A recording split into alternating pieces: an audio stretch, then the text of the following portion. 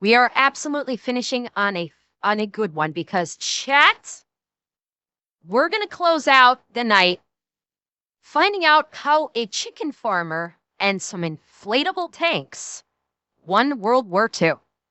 The story of Agent Garbo. Are we ready, chats? I've heard Nick talking about this on Unsub. I cannot wait for him to tell the story about this. So this should be really good. Let's go.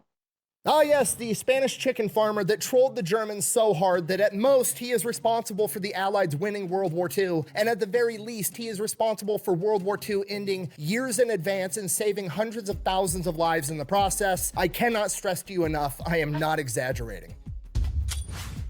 Today we're talking about Agent Garbo, aka Spanish chicken farmer, and a bunch of art majors with inflatable tanks, and how they became one of the most important, critical, deciding factors of all of World War II. They are quite literally the reason that D-Day worked. Okay, here's the deal. They don't teach you this in school, and you're not going to pick it up by watching Saving Private Ryan, but D-Day, the storming of the beach at Normandy, strategically speaking, on paper, was a horrible plan. Like, literally the worst plan available, okay? When you're trying to move in hundreds of thousands of troops, tanks, trucks, equipment, artillery, you want the biggest beach available. Normandy, not the biggest beach available. More importantly, you want a harbor. You want somewhere for all your ships to be able to drop off all the troops and supplies. Guess what Normandy doesn't have? A harbor. And if that wasn't bad enough, half the beaches are covered in cliffs. Why are cliffs bad? Well, because the enemy is on top of the cliff, meaning the enemy has the high ground, and they're going to be shooting at you while you're trying to be a rock climber. And then if... Damn it! I was hoping Nick would, when he said the enemy has the high ground, I was so hoping he would have an Anakin clip in there. I'm a little disappointed there was no Anakin clip. I have the high ground. Dang it! Oh well. If you make it to the top of the cliff, now your back is up against a cliff Obi-Wan, and you have nowhere to fall back to. Okay, and I know Okay. We got a 300 clip in there. And yes, you're right, Fat Man. It was Obi-Wan, not Anakin. I don't know why the hell I thought it was Anakin. You're right. It was Obi-Wan. But we got a 300 clip in. So we did get something. I am pleased. The Ember is pleased. to the top of the cliff. Now your back is up against a cliff and you have nowhere to fall back to. Okay, and I know what you're thinking. Well, that does sound like a bad idea, but because it's a bad idea, the enemy's not going to be expecting it, and you're going to be doing what the enemy isn't expecting, which is going to give you an edge. Most of the time, yes, but in this case, no, absolutely not. Why? Well, because the two most likely places for the Allied forces to launch a major invasion were Calais and Schoenberg. They both had ports, they both had big beaches, they were the perfect locations to launch a massive offensive. And Normandy is right in between the two, meaning that Germany has a ton of soldiers both in Schoenberg and in Calais, and it's not going to take them long to send their troops to Normandy to reinforce it and crush the entire offensive. Okay, if you're not picking up what I'm putting down, I'm trying to tell you that the beaches of Normandy are quite literally the meat and cheese of an ass-whooping sandwich, and the plan should not have worked. And the only reason that it did was because of a chicken farmer and a bunch of theater kids, and we're going to get into it right after word from our sponsor. This video is brought to you by Sundays. It's food for dogs. Isn't that right, no, Mushu? delete me. Okay. Hi, Mushu. Calm down. Anyways, Sundays for Dogs is dog food that's made with a bunch of human ingredients like, actual meat and not, ground up cartilage and pig dicks. The food actually looks different. Like, it actually looks like beef jerky. It doesn't smell like a bunch of dehydrated dog food. It's air dried. It's made here in America. Mushu loves it, and it's pretty much the only thing he'll eat now. Nope. It's like all the other fancy dog foods with none of the downsides, right? You don't have to open a can every time you go to feed your dog. You don't have to stick this shit inside your refrigerator, and you can get it as a subscription service, so it just keeps showing up to your house, because at least for me, every time I had dog food on my grocery shopping list, I would always forget, then I had to make a trip just for dog food. So it's nice to have it just show up at the house. So if you want to give Sundays a try, I'm gonna have a link and a discount code down below. Let's get back to the video. Shield? Guilty. I am guilty. All right, our story begins in 1912 in Barcelona, Spain, when Juan Pujol Garcia is born. He grows up as the son of a farmer in the early 1900s. When he turns 18 years old, Spain at this point in time has mandatory military service. He goes off, he serves in the military for 6 months, hates it the entire time. He just wants to go back home and raise chickens. So he finishes up his military service, goes back home, has his own little poultry farm, and he's just living life for a couple of years. And then when he's 24 in 1936, Spain is thrust into civil war.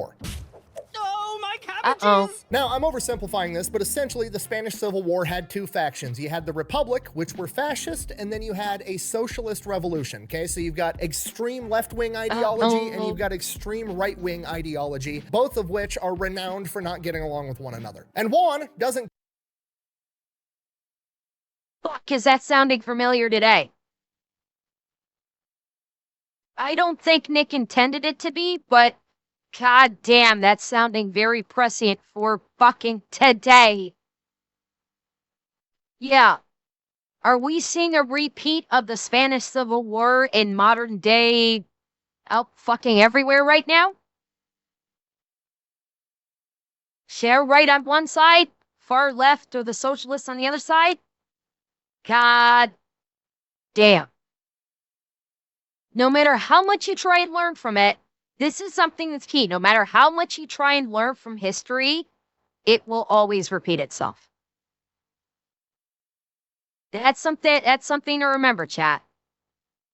The expression is, you need to learn about history so you don't repeat the mistakes that history has made.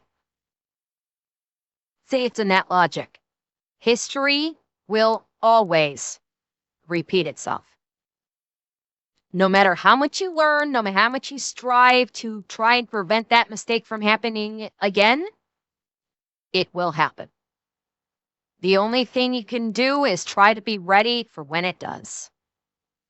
Care. He hated being in the military. He doesn't want to be involved. He literally just wants to be left alone to raise his chickens and live life. But that's not really how civil wars work. So what ends up happening is the socialists determine that his mother and his sister are not sympathetic to the socialist revolution, and they throw them in prison. Shortly after that, Juan is conscripted to fight in the socialist military. You know, the same people that just arrested his mother and sister. So obviously, not a big fan. He refuses to do it. Believe it or not, jail right away. From here, he's in jail for a little while. Then he ends up getting broken out of jail by a bunch of counter-revolutionaries that help give him a fake ID that says he's old enough to not have to get drafted. From here, Juan is like, perfect, okay, great. I'm gonna go back home. I'm gonna raise my chickens. I'm gonna mind my own business. I'm just gonna live my life the way I want to. He goes back home to his farm, finds out that the socialist revolution has seized his farm for the war effort, and basically tells him to fuck off. It's their farm now. You can't have it back. My cabbages! And as I'm sure you can imagine, if Juan didn't already hate socialism, he sure as shit does now. So he decides that he's going to go and help the team that's fighting against the socialists. The problem is he can't really get to the front lines to join that side. So he ends up joining the Socialist Revolutionary Army, volunteering to run communication lines on the front line. And then as soon as he gets close enough to the enemy line, he literally just takes off running, goes to the enemy side, and is like defecting to join their military instead. To which the Republic, the fascist regime that he's trying to join, is more than happy to accept him and let him fight against the socialists. No, I'm just kidding. They don't believe him. They think he's a spy, so they beat the shit out of him, and then they throw him in jail. At this point, Juan realizes both of these guys are assholes. He doesn't want to be involved in any of this. He just wants to go home and raise his chickens. From This man sure does love the fuck out of his chickens. Someone check his hard drive. This man is loving his chickens way too fucking much. Somebody check his hard drive. I don't care that they didn't exist back then. We're going to invent it, send it back through time, give it to him, give him access to the internet via wormhole technology, and then we're going to check his hard drive. Here, the Spanish Civil War ends in April of 1939. A couple of months after that, in September of 1939, World War II kicks off. To which Juan looks at the sides that are fighting. You know, you've got the UK doing their monarchy, democracy type stuff. Then you've got the USSR doing communism, which is just extreme socialism. Not really a fan of that. And then you've got Germany, ran by the Nazis, which quite literally stands for the National Socialist German Workers' Party. Don't like that. Okay, nationalist, not necessarily synonymous with fascism, but it is one of the cornerstones, followed by the word socialism and German Workers' Party. Okay, it's literally... This man loves to stuff his chicken. Let go! You get a bonk for that one. This man just wants to love his... take care of... just raise the chickens. That's all he wants. Everything he hates wrapped up in one big ball of white supremacy. So Juan decides, fuck those guys. I'm going to do everything I can to fight them. You're gonna pay for this! So he goes to Madrid to the British embassy and volunteers to be a spy. The British are like, dude, you're a chicken farmer in a neutral country. You provide absolutely no value to us. Kick rocks, we don't want your help. Go away. At this point, Juan realizes that telling the truth isn't working, so he's gonna start lying. He goes, pays off some dude that runs a printing press to make him what appears to be a fake diplomatic passport like a politician would have that would grant him access into Great Britain. He then takes his counterfeit politician passport, goes to the German embassy in Madrid and says, hey, I'm a Spanish politician. I just got orders that I'm gonna be stationed in London for the next couple of years. I'm sympathetic to the Nazi cause. I want to be a spy for you guys. Ooh, that's a bingo. And apparently the counterfeit passport was good enough because the Germans believed him. Okay. From here, the Germans give him training on how to secretly communicate with them like a spy would. Basically, he's gonna write a normal letter in Spanish like he's mailing it off to a friend, just talking about daily life or whatever random bullshit. And then in between the lines of the letter, he's gonna use invisible ink and ciphers given to him by the German to convey secret intel, and then he's gonna mail it to a particular address. From here, the Germans give him a bunch of invisible ink, the address he needs to mail the letters to. They give him 600 pounds to buy whatever spy equipment he needs, and then they give him a list of intel that they're looking for. Presumably, this is like the test to make sure that this guy's legit. If he can go and get this intel that we already know and show that it's accurate, he's going to prove to be a reliable spy. It's a Hey, this is fascinating. Because you know what? We do not often get to hear about how the German spy operations happen. We're always hearing about it from the Allied side. We never really hear about anything coming out of the Axis side of how they were operating. This is interesting. I was expecting the cipher. That I was fully expecting that when Nick was talking about how he was going to be writing a letter, that they were going to teach him basically how to code the language and how to write something that sounds like it's normal and doing like the whole first letter of every fifth word or something like that, or have like an actual cipher code or something like that. The one part I was not expecting was the invisible ink. The writing between the lines in the invisible ink. I was not expecting that, and that is fascinating that the Nazi Party was utilizing that for their spycraft during World War II. And I do hope that we get more of this because, again, this is stuff that we usually don't get in a Nick video. This is the kind of information that we are not privy to. Bunch of questions like, what is the makeup of the Strategic Bombing Command of the UK? Where is this factory? What did they produce there? Yada, yada, yada. A bunch of shit they already know. But if he can figure all this out and then give them the correct information and they can verify it's correct, then he can probably go out and find information that they don't have that would actually be valuable to them. Then they give him the codename Alaric and send him on his way, and as far as the Germans are concerned, he is headed off to London. The real problem, Juan can't get to London. He doesn't actually have a diplomatic passport. He has no viable reason for being there, and while the counterfeit passport worked on the Germans, it's not going to work on the British because it's their passport. They're going to know what a counterfeit looks like. I'm gonna see some identification. Really?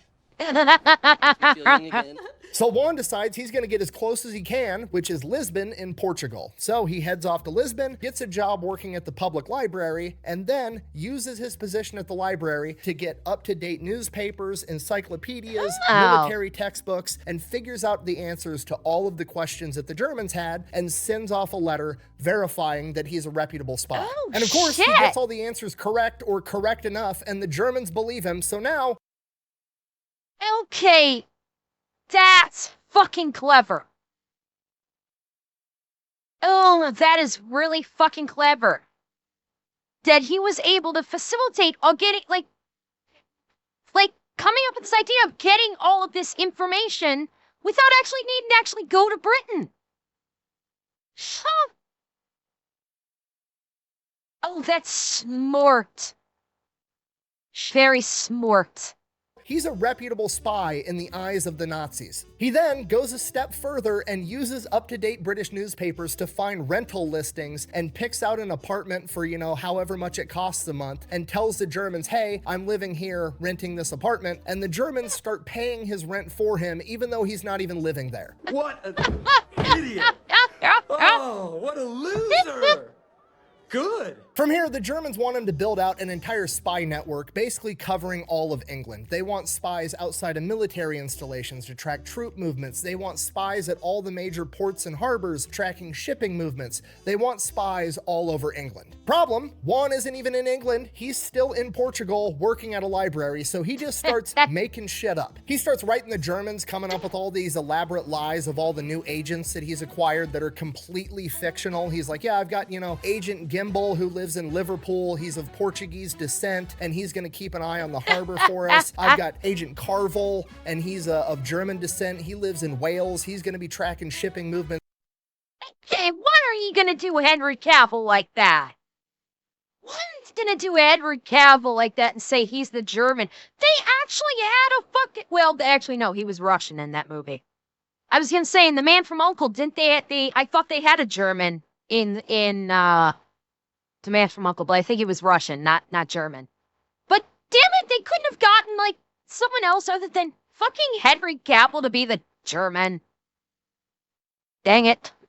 It's over there, and he just does it and keeps building out this massive fake spy network that doesn't even exist. And then he convinces the Germans all of his spies need to get paid, so he's getting the wages of all of the spies in his network that don't even exist. And I make nothing. Zero. Zilch. By the time I pay all my scientists and my research department lab coats, it's a wash. So from here, as far as the Germans are concerned, he's basically worked himself into mid-level management of this spy network, and he's not actually doing any spying himself. He's just managing the 20 other spies and relaying all the intel. Now, Juan realizes this as well, and he realizes the beauty of it because now he can just start telling the Germans ridiculous shit that he pulls out of his ass, and if he gets called out on it, he can just blame it on the spy below him that doesn't actually exist, right? Like, if he comes up with some crazy story to get the Germans to do something stupid, it's not falling back on Agent Alaric, it's falling back on Agent Gimbal or whoever gave him the faulty intel, and then they can fire that guy and he gets... Oh my God. I wonder if he knew and appreciated just how fucking genius this all was. Revan, not even an infinite money glitch, it's beyond an infinite money glitch. This is an infinite money glitch and a never-ending get-out-of-jail-free card. Because anytime he gave them bad intel, like Nick was saying, he just blames it on the fictional guy giving him bad intel and saying, okay, I'm going to fire that guy and I'll hire a new one. And then the next batch of intel that's bad is he can blame it on that guy. I don't even know if I'd call it trolling fish. I mean, it's a couple... Oh my God, I've got hiccups. A couple of you guys have classified it as trolling. I'm not entirely sure it would be classified as trolling. Because he's not doing this to basically, specifically to fuck with the Germans. He's doing this so basically he can just get paid money for doing nothing, effectively speaking. And he just so happens to be fucking with the Germans. The squirreling around with them is sort of incidental to it. It's more of like, yeah, best man. It's more of like he's running a very elaborate con versus trolling the Germans. And while they're kind of one like they're almost like one is sideways from another one, it's not quite the same thing. I don't consider him a troll. He is definitely running like one of the most righteous scams of all time. And yes, Rafist, the trolling is a side benefit. Absolutely glorious side benefit. To keep his... Oh, Gramps, you're here. Okay. Off topic, way off topic. Gramps, I just wanted to let you know that as soon as I got off screen last night, the first thing I did is I posted a tweet on Twitter about what Twitch did to you, and I called out Twitch and Dan Clancy, and I tagged in Amazon, calling about how unfair it was. So as soon as I just wanted to let you know that as soon as its stream was done last night, I sent out I tweeted about what was done to you over on Twitch, and I made it known with Dan and Twitch both tagged in it. And I just wanted to let you know that that got done as soon as stream got finished last night. Job. From here, he just starts lying. He just feeds the Germans lines of bullshit that's completely made up out of his own head while he's sitting in a public library in Portugal. For example, he's just like, okay, what would the British maybe be up to that would interest the Germans? Like, oh, aircraft carriers are a big deal in World War II. Yeah, the British are designing some super massive mega aircraft carrier and they're testing it on, let me check my encyclopedia at the library, the biggest lake in Britain, Lake Windermere. Yeah, they're testing the new super carrier on Lake Windermere, sends that off to the Germans, just complete made up bullshit. And it's working. So he's like, you know what? Fuck it. I'm going to throw a Hail Mary. I'm going to start actually being disruptive to the Germans. I'm going to start physically impacting the outcome of this war. He tells the Germans that his spy up in Liverpool spotted a massive British naval convoy and they're setting off. They're going to sail along the coastline, go through Gibraltar and resupply all the Allied troops in Malta, and it's going to be a big deal. So the Germans are freaking out. They're like, holy shit, we're going to go take out this massive convoy with our warships and our submarines, and it's going to be a huge win for the Nazis. Hooray. Obviously, the convoy doesn't actually exist, but the Germans send out a massive naval detachment to go look for it for like weeks, and they never find shit. Now he's having a real effect on the outcome of World War II. He's having thousands of German naval personnel on warships go out, wasting their... Wait, Alex, you're saying they did make a prototype terror carrier test in the lake? Did they? Huh. Interesting. But I'm guessing it was in a different lake, Alex. Time burning through fuel, using up their assets. That naval detachment could be out there attacking somebody else, and he's just wasting their time. He's having a real tangible effect on the outcome of World War II. And while this is going on, unbeknownst to him, British intelligence, MI6, has developed the Ultra Machine, which is like a predecessor to the computer. It's a gigantic calculator, and they're using it to break encrypted Nazi radio traffic. And when a massive naval detachment goes out on a convoy, there's going to be some radio traffic about it, and they're intercepting all this radio traffic where the Germans are looking for a massive British supply convoy to go take it out. And the British are like, what the fuck are they talking about? There's no convoy. Why do they think that we have a massive convoy going on? So they think that the Germans have a spy out there somewhere and launch a massive manhunt looking for this German spy. And obviously they're looking for him in London around Liverpool because that's where he would be to have that intel or that mistaken intel or to get that false impression, and they never find him. Because he's in Lisbon, in Portugal, at a public library, fucking with the Nazis. Is it hard when you've got a library card? That's right. A couple of months go by. It's like mid-1942. He's been messing with the Germans for about a year now. So he decides that he's going to go to the British embassy in Lisbon and tell them like, hey, here's all this intel. The Germans trust me. I want to be a double agent spy for you guys. The British, super skeptical, start vetting the guy, and they see that he was the one responsible for the convoy fiasco, and they're like, holy shit, we found the guy. He's not in the UK. He's over.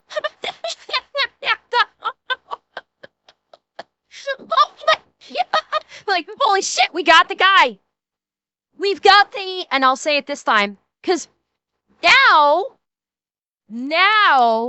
he actually is a troll. Because now he's deliberately fucking with the Germans. So chat, he has indeed graduated from scam artist or con artist to one of the greatest trolls of World War fucking II. And the British just went, we found the troll. We found the master troll. He belongs to us now. We're in Lisbon. oh fuck. So he immediately gets hired. They give him the code name Garbo, referring to a famous actress at the time that was renowned as the best actress in the world, but they think he's the best actor in the world because he's leading the Germans on this wild goose chase. So they move him over to Britain, and he is working out of MI6 headquarters. From here, because now he has real British intel, the lies get more strategic. They get more accurate, but not in a helpful way, but the Germans don't realize that. So he's gaining more and more trust with the Germans because his quality of intel continues to go up. But then he almost gets caught being a double spy because the Germans found out that there was a massive naval convoy that just left Liverpool that Garbo didn't report on. So they go back to Garbo and they're like, hey, we know you have a spy in the area whose whole job is to look over this harbor. Why didn't you report this to us so we could do something about it? To which Garbo was like, yeah, that guy, he died, actually. Yeah, no, he was in the hospital sick for a couple of weeks, and he's dead now. And then had the British take all of the, you know, the fictional story, because the Germans knew the guy's name and his code name and his descent and all these fucking fictional details that he had created, and had the British put an obituary in the British newspaper for this fictional man, and then he sent them the obituary. To which the Germans sent their condolences and severance pay for his widow. Damn you. I thought he said he was married, and he also said that this widow was married. Oh my fucking god, oh, this is S-tier fucking trolling right now. This is pure S+ tier trolling. Oh my god, this is fucking glorious. Oh, I fucking love this. His widow. Damn you, Roger. Could you imagine having to play poker against this guy? He's the greatest bullshitter of all time. Like, if this were a video game, he put all of his skill points in charisma, because the Germans just seem to believe. There's fucking Nick right there doing a Viva La Dirt League shout out. I fucking love it. That's the first time he's used a Viva La Dirt League clip. Bravo, Nick. You are expanding your horizons, and I fucking love it. Game, he put all of his skill points in charisma, because the Germans just seem to believe every line of bullshit that comes out of his mouth. Dude literally got this close to getting caught as a double agent and somehow manages to pull out a huge sum of money and get paid for it while also still being considered a reliable source. Don't worry, it gets even better. In November of 1942, the Allies launched Operation Torch, which was like the big advance into North Africa. Massive naval operation, huge offensive. It would be a big deal if the Germans found out and knew about this plan, right? So what they do is they don't report on it. But the Germans are gonna wonder, hey, why didn't you fucking report on this? Because we know you have spies. We can't say another guy died of illness in the hospital. What are we gonna do? So Garbo comes up with a plan. He's gonna write extremely detailed, 100% accurate, like how many ships are leaving the port, where are they going, when are they gonna get there, when's the attack, the whole 9 yards, writes it all up, has the British government. Wait. Moose? What tweet? What tweet are you talking about that you just added Nick at? Eh? What did you do, Moose? What do I have to be prepared for here?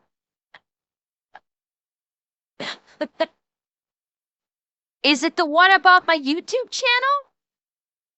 Is that the one that you added Nick about?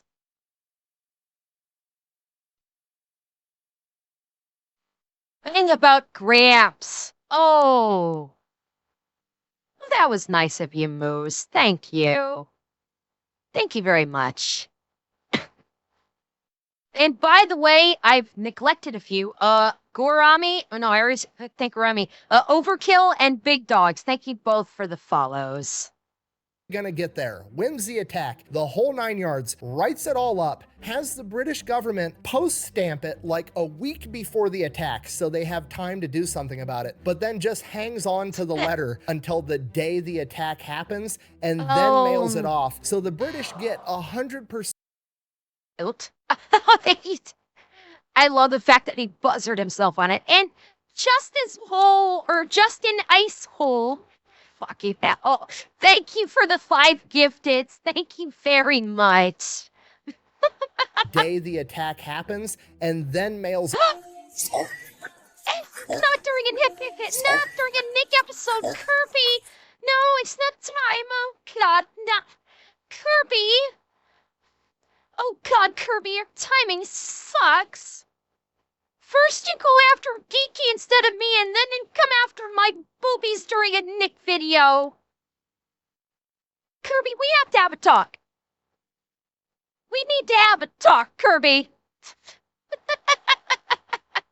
It off. So the British get 100% accurate information that would have a huge impact on the battle, but they get it too late. And from the German perspective, after they're reading this letter, they're like, holy shit, this is exactly what happened. This would have been gold if we would have gotten it on time, but this letter got delayed in the wartime mail. They were so pleased with the level of intel because the mail being slow isn't Garbo's fault, and he did a great job. So they give him a huge bonus and then give a 50% pay bump to the 20+ person spy network that doesn't even fucking exist. I've cried like that since Titanic. But it's fucking... Okay, chat, I need something better than S tier. I need something better than S tier for this Troy. This is... No, SS, or no, this is just fucking epic. This is legendary / epic trolling. Okay, this man is wearing the crown of King Troll. He is the King Troll levels of fucking trolling. He is wearing the crown right now. And then they're God like, tier? Alaric, Yes, I will Garbo, accept God same tier. guy, is too valuable of an asset. His intel is worth so much, we can't afford to have him being delayed in the wartime post. So they arranged for him to get German radio equipment, an up-to-date Enigma machine with up-to-date ciphers, and he has everything to communicate. Oh, what a sweet fuck! Are you fucking serious? They literally just delivered an Enigma machine and ciphers to the double agent. Oh my God.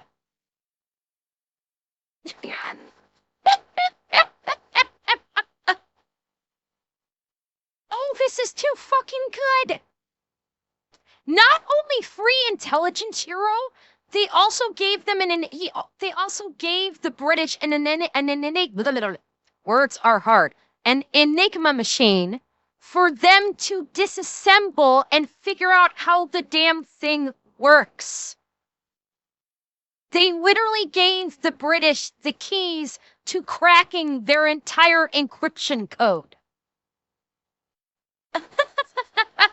With the Germans directly. Boyd, may I have the COS, please? Oh, I'm so happy! I'm so happy! This is the best day of my life! So now, every time the Germans change the Enigma code in the Enigma machine, they don't need to crack it and develop the new cipher. They literally send the new cipher to their spy that's actually working for the British. Alaric, aka Garbo, aka a fucking chicken farmer from Spain, is now the most trusted, high-value spy that the Germans have from their perspective. And because of that, the Allies have him work on the most important deception mission of World War II. This man is possessed by the spirit of Loki. I'm not going to say that far, because unlike Loki, this man used his powers for good, and not to just basically fuck with everybody just because it was funny. He's actually using these powers for good. Operation Fortitude.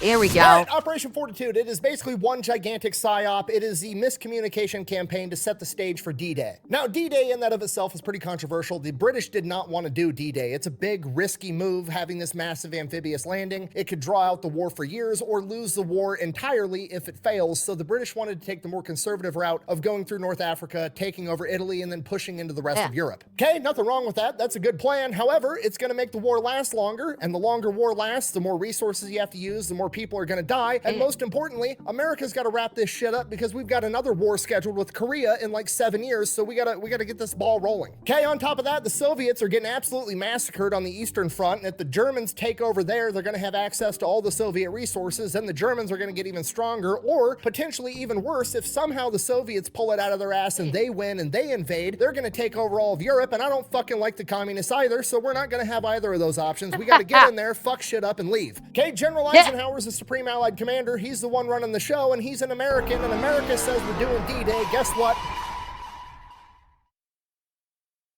I thought that was word in Nick's video for a second. Allied Commander, he's the one running the show, and he's an American, and America says we're doing D-Day. Guess what? We're doing D-Day. Now, obviously, I'm paraphrasing to a disgusting degree, but this is more or less how the conversation goes. Fuck, fine, we'll do the D-Day massive amphibious landing thing. Where do you want to do it? The most obvious place is going to be Calais. It's right across the Strait of Dover. That's named after a guy named Ben, right? What?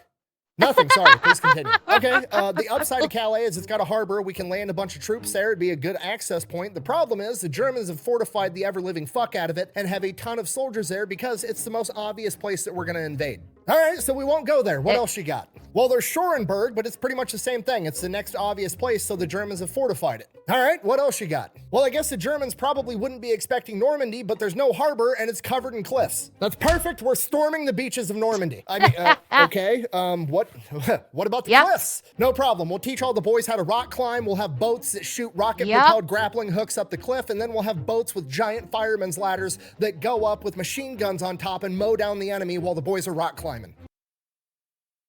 Yeah. We remember that story, don't we? Didn't go quite as smooth as they were anticipating. Did it, chats? Yeah, kind of what I'd say bomb age. One of the origins of we just be building shit. The map. Yes. Well, Kendrick, we watched the video about this assault. We actually watched Nick's video on this one. Okay, well, there's a lot of like rivers and ravines and creeks and stuff in that area. What if the Germans blow up the bridges and then our tanks get caught up in these little ravines and they can't cross? We'll build bridges, we'll strap them to tanks, and we'll bring the bridges with us.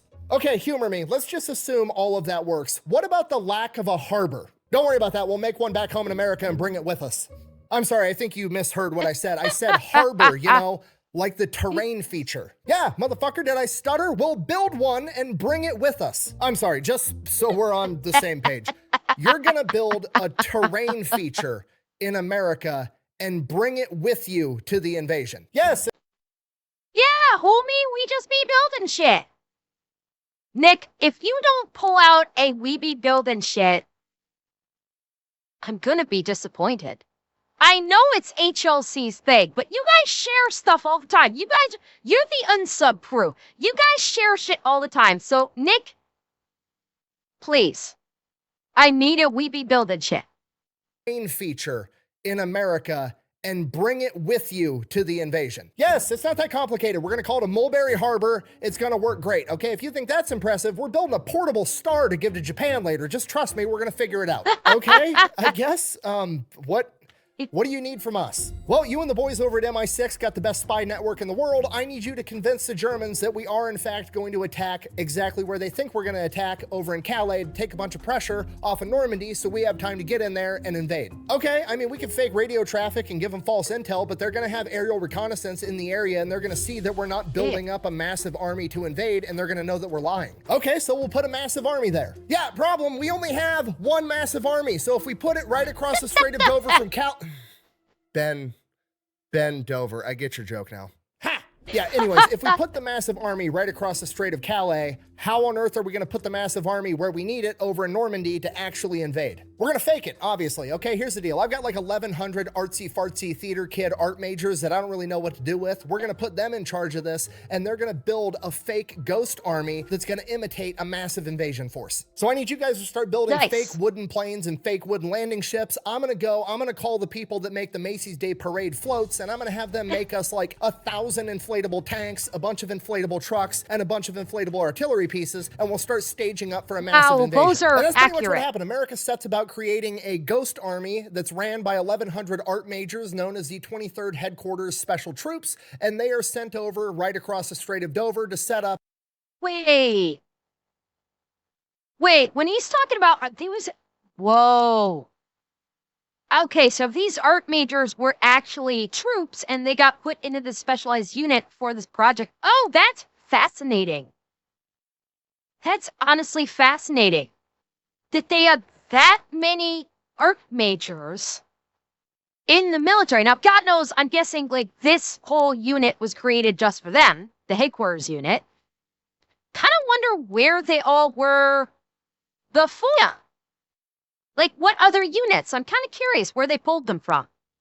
This massive fake army. They start setting everything up and staging it so aerial reconnaissance sees it, and while that's going on, Garbo and the rest of the MI6 spy network is sending fake intel to the German high command being like, hey, we just had 15,000 new troops come in. We just had a bunch of tanks come in. They're setting up. They're gonna invade Calais. They brought in more troops. Oh, now there's even more. They've got 150,000 men ready to invade Calais. Wow. And then somebody got a really good idea to sell this to the Germans. You see, a couple of months prior in 1943, Patton got in a ton of trouble and got basically yanked out of World War II because he was in an aid station and there was a couple of soldiers with shell shock, basically severe crippling PTSD. And hard-ass General Patton was under the impression that these guys were faking it so they didn't have to go off and fight in the war, so he decided to beat a couple of them up. It really pissed off the American people. Eisenhower was furious, so he ends up getting yanked out of World War II. But the Germans never actually believed that America was going to pull their best fighting general out of World War II because he roughed up a couple of privates. So they've been thinking the entire time that Patton is off somewhere on some covert mission building up an invasion force getting ready to attack. So they bring Patton in as bait. They start calling this massive fake army FUSAG or First Army Group, and they've got Patton parading around getting his picture taken. He's in newspapers. The Germans are obviously monitoring that. Then they've got Garbo, their most trusted spy, relaying the info that Patton's here. He's the one leading this massive army. Oh, and the this Germans is buy it, good. hook, line, and sinker. This is just too easy. So the Germans are like, if America's sending their best general to attack Calais, we're gonna send our best general. They send Erwin Rommel up there with like 150 to 200,000 soldiers. 19 infantry divisions and 2 armored divisions are all now in Calais waiting for Patton to come. This is it. This is gonna be the epic showdown between General Patton and Erwin Rommel, the 2 most well-known generals of World War II. Except it's not. 'Cause it's all bullshit.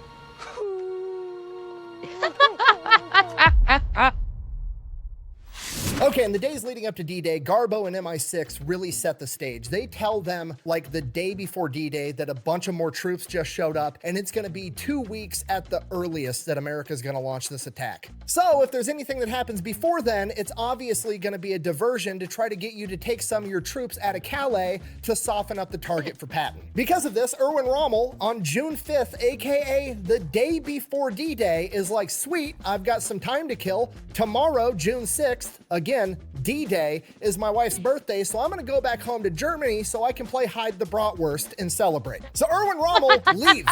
D-Day happens, he's in Germany. He's not even in France. So while the birthday girl's laying on the bed pretending her feet hate each other, 156,000 Allied troops hit the beaches of Normandy. And because the Germans It was at this moment that he knew. He fucked up. I think that may be one of the most epic uses of that soundbite right there. are convinced that America's going to attack at Calais. There's only like 20 to 25,000 Germans defending the beaches of Normandy. Caught Rommel literally with his pants down. Yeah. Back at Calais, there's only like 20 to 25,000 Germans defending the beaches of Normandy. So the plan is working. Rommel hears that there's an invasion that gets launched. He makes a beeline back to his headquarters right outside of Paris, France. He doesn't actually get there until June 7th, D-Day +1. He immediately does the worst thing possible for the Allied forces. He sends 40,000 infantry troops and an entire armored division from Calais down to Normandy. Okay, this is going to be absolutely catastrophic to D-Day. That's going to triple the amount of Germans guarding the beach and add a fuck ton of tanks on top of that. The absolute best case scenario is this adds tens of thousands of Allied forces dying, and the worst case scenario, it means that D-Day is going to fail as a whole. And it's more than likely going to be the second one, because if Rommel rolls up with a bunch of tanks, he is going to drive the American forces back into the ocean, and it is going to be Dunkirk 2.0 all over again. And then a chicken farmer from Spain saves the day. Garbo, Alaric, the most trusted German spy, sends a transmission to German high command that the attack at Normandy is a feint, it's a ruse, it's just a distraction, do not pull your men out of Calais. And this makes it all the way into German high command and all the way to Hitler himself. And Hitler signs off on the order for Rommel to turn his forces around and go back to Calais and wait for Patton. Literally. Oh my God. This man literally just trolled Hitler. We have now reached apocalyptic levels of trolling. Okay. I'm sorry. Trolls of the internet. I am telling you right now, give it up. You've lost.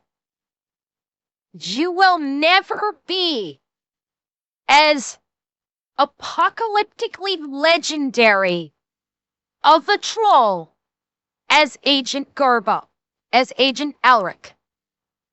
You will never get even within the same fucking universe of trolling as this man. Stop right now. You're fucking done. Anytime someone does... Okay, your new mission. Strays, your mission. If you see someone trying to be a troll on the internet, just tell them, shut up. You're no Alaric. They will be confused as fuck. Good. Okay? Because none of them can ever claim that they literally trolled Hitler. No one can ever make that claim. No one will ever be a thousandth as good of a troll as this man right fucking here. Creating the timeline we live in today where D-Day was a success, and the cherry on top, Hitler then signs off on an order to award Garbo, Alaric, the Iron Cross, which is literally the Nazi equivalent of the Medal of Honor. How do you have these? Oh, we actually got a lot of those. Yeah, some of the guys use them as paperweights. Garbo has Hitler so convinced that this attack is coming at Calais that Rommel leaves his forces there for 6 weeks. And by then, it's too late. So the invasion of Normandy works because of Garbo and the Ghost Army, and then after that, the Ghost Army gets deployed into France. And from here, they go full PSYOP mode. They would roll up to wherever a real infantry division was. They would then paint that infantry division's logo on all of their inflatable shit and then have their same patches. And then while that unit moved out, they would pretend to still be that unit in the same spot so the Germans don't know where an entire division disappeared to because they still think it's right there. And the level they went to make it look like they were legitimately the unit they had replaced was incredible. The Ghost Army had their own Morse code guys, and they were going to be blasting out fake radio transmissions, fake Morse code, fake everything, in addition to all the inflatables and just appearing like a real military unit. And with Morse code, you can tell who the operator is. The way that your hand strikes the little keypad is very much like handwriting or your spoken voice. You can identify different people and different operators. So these Ghost Army Morse code operators would go and sit with the real infantry division's Morse code operators and learn their exact handwriting, so to speak, so that they could mimic it perfectly. That's fucking skill. That is, okay, the level of skill that you need to have to be able to mimic someone's hand movements on a telegraph key, to mimic their cadence, mimic their level of like key depression when sending a message. That is fucking based. To be able to do that, like, to me, that sounds like some serious spycraft shit right there. Is to learn that, I would think that that is like real spycraft. Holy shit, that's awesome. Perfectly. They had trucks with gigantic loudspeakers that would blast noises of tanks moving, trucks moving, NCOs yelling at soldiers to put that cigarette out, all kinds of shit to make it look like a real military unit was there. They took a bunch of theater majors, actors, and they would send them out into the nearby towns with the patches of whatever unit they were imitating, and they would go into bars and get drunk and have conversations dropping fake intel about where they're going next and what they're doing next, so that German spies would hear about it and relay false information. Every major step the US military had to make, the Ghost Army was there drawing enemy fire the entire time. When Patton finally did return to theater in Operation Cobra, the Ghost Army was there. When US forces crossed the Siegfried Line, the Ghost Army was there drawing enemy fire and German attention so that they could actually cross at the real location. When Allied forces crossed the Rhine River, the Ghost Army was there pretending to build a bridge 10 miles away from where the real Allied forces were crossing. I keep calling them theater kids and art majors like it's an insult. It's not. These guys have the biggest balls on the planet. You know what sucks more than going into combat in a tank and having the Germans try to kill you?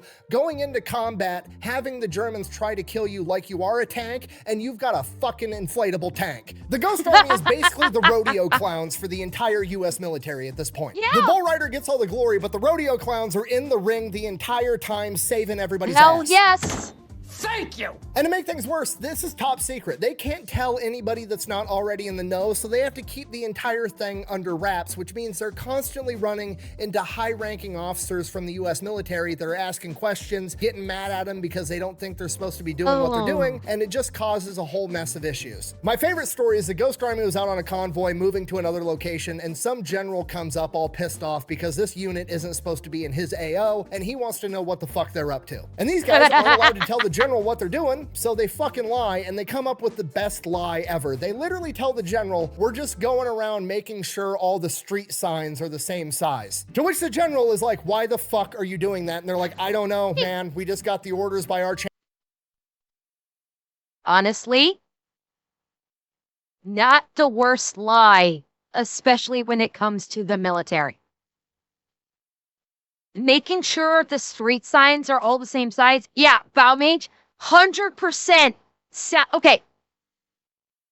Taunt and former military personnel in chat, please confirm. Does that not sound like one of the most military fucking things you have ever heard? I need confirmation. Go and make sure the street signs are all the same size.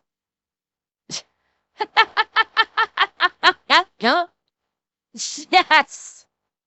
In command, they told us to go around and make sure all the street signs are dress right dress so nobody gets lost, which sounds dumb as fuck, but if you were ever in the military, that is the most military thing that would happen, and it 100% would. Okay, if you're not picking up what I'm putting down, I'm trying to tell you that the 23rd Headquarters Special Troops, the Ghost Army, had a tremendous impact on World War II, not just on D-Day, but in the entire European theater.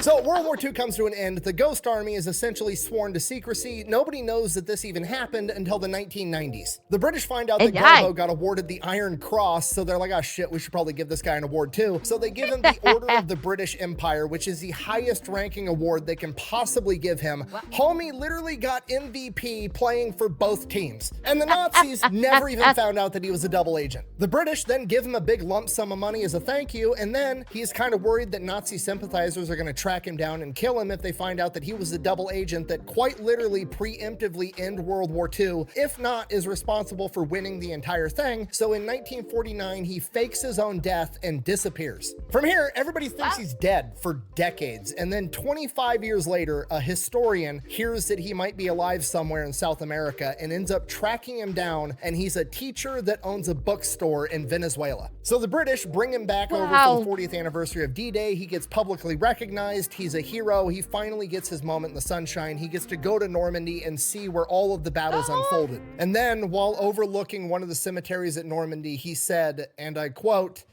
"I knew I saved tens of thousands of lives, but I don't think I did enough."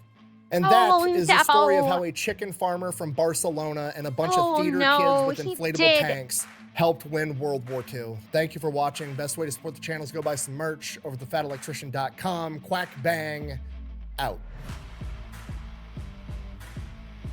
I've said it once and I will say it again. Don't piss off the farmers. They're dangerous. I can't. Oh, forget it. Oh, one more thing. I actually got the video for this idea when I went to the Spy Museum in Washington, D.C. with Ethan, Mr. Habitual Line Crosser here on YouTube. They actually had one of these inflatable tanks there in an exhibit. Me and Ethan actually have an exclusive show over on Pepperbox called Habitually Fat, where that's all we do is go to different museums all across the country and get guided tours. And that's just one of my exclusive shows there. I also have a show with PewView where me and him shoot a bunch of guns that we're not normally allowed to shoot on YouTube. I have a talk show with Angry Cops, Eli Double Tap, and Habitual Line Crosser called Kinda Consensual. You can even see all of us try to box each other on there. And the best part about it is I'm part owner of the entire streaming service, me and a bunch of other YouTubers, so there's no censorship, there's no ads, there's just one monthly subscription fee, and you can get a 2-week free trial if you wanted to go check it out.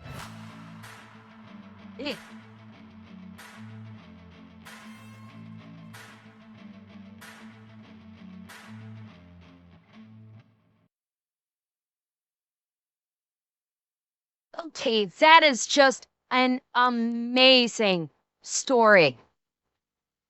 Absolutely amazing story, and an absolute fucking hero. Oh, what an absolute hero. And the heartbreaking thing is, he didn't think he did enough, and he saved tens of thousands of lives. And he still didn't think he did enough. The very definition of a hero. An absolute legend.